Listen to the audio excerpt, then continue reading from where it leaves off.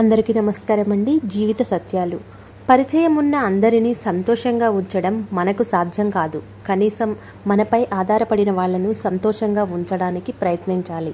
అప్పుడే మనిషిగా మన జన్మకో అర్థం ఉంటుంది. నీలో ఉన్న శక్తిని మరచి ఇతరులపై ఆధారపడినంతకాలం విజయం నీ దరి చేరదు. నీపై నమ్మకం ఉంచి అడుగు ముందుకు వెయ్యి.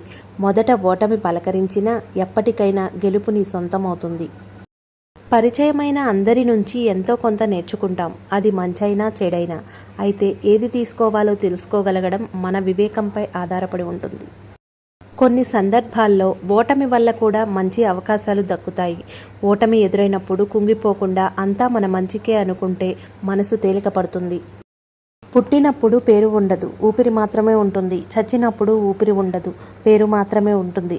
ఈ రెండింటి మధ్య ఉన్నదే జీవితం. ఊపిరి ఎలాగూ నిలుపుకోలేము, కనీసం పేరునైనా నిలుపుకోవాలి.